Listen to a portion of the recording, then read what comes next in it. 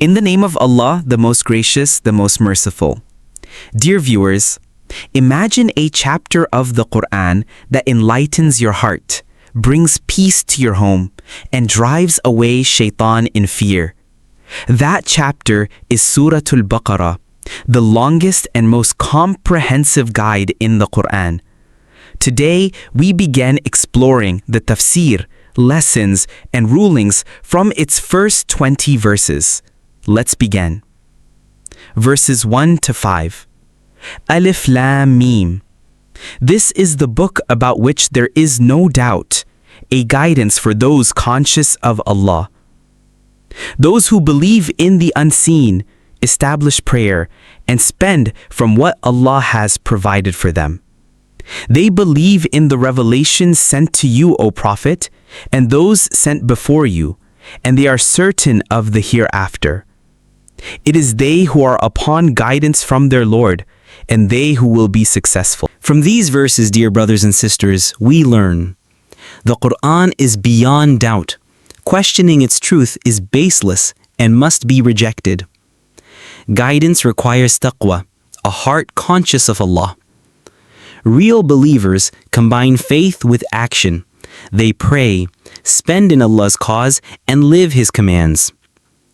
Our wealth is not truly ours. It belongs to Allah. Spending in His path should never feel difficult.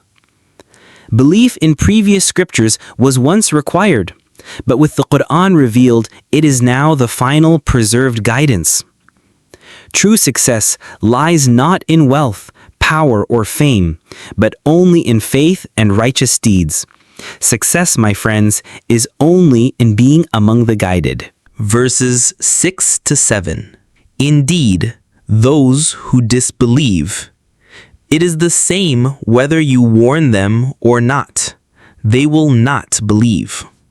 Allah has sealed their hearts and their hearing, and over their eyes is a veil. For them is a great punishment. These verses remind us, when people repeatedly reject the truth, their hearts become sealed.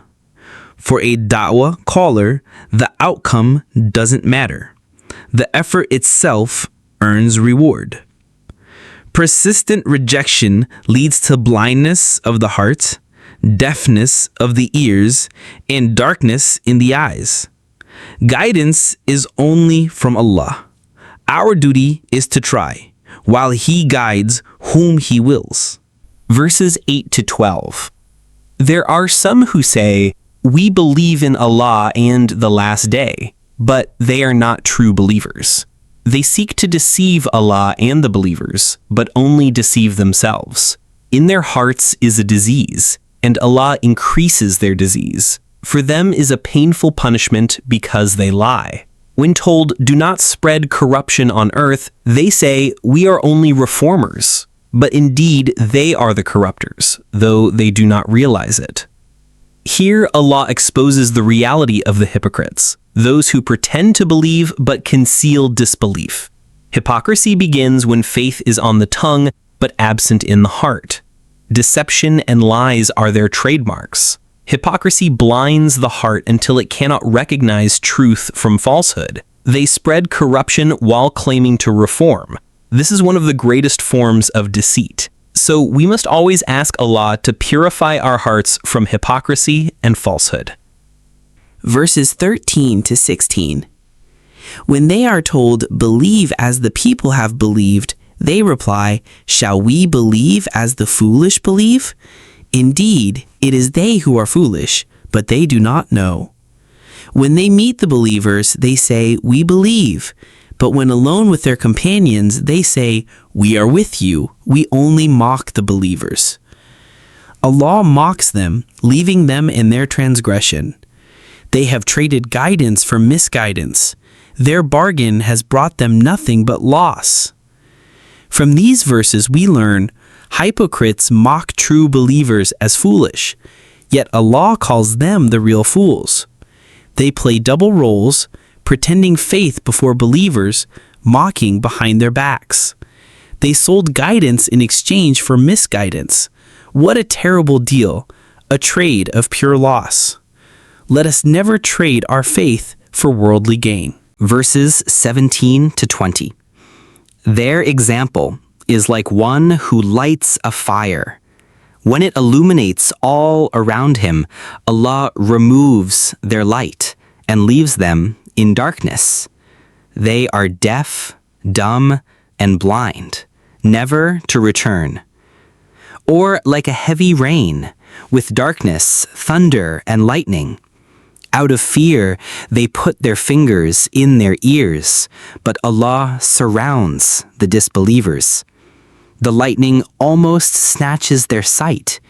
Whenever it shines, they walk by it, but when darkness falls, they stand still. If Allah willed, He could take away their hearing and sight. Indeed, Allah is over all things capable. Allah uses parables here to describe hypocrites. Truth is one, but falsehood has many paths. That is why darknesses is plural, but light is singular. Quranic guidance is like rain, reviving barren hearts, just as rain revives dry land. Hypocrites cling to religion when it benefits them, but abandon it when trials come. A true believer, however, remains steadfast in all situations. Alhamdulillah. Today we explored the tafsir, lessons, and rulings from verses 1 to 20 of Surah Al-Baqarah. And what did we learn? The path of truth is only one, the Qur'an and Sunnah. Believers hold firmly to it. Disbelievers reject it. Hypocrites waver, deceiving themselves into destruction. We also learned that faith, righteous deeds, and taqwa are the keys to guidance. The Qur'an revives hearts with light. Hypocrisy and worldly desires lead only to darkness. So let us pledge to remain among the believers, to shape our lives by the Qur'an, and to hold firmly to the path of truth. Insha'Allah, in our next session, we will continue with the tafsir of the following verses of Surah Al-Baqarah.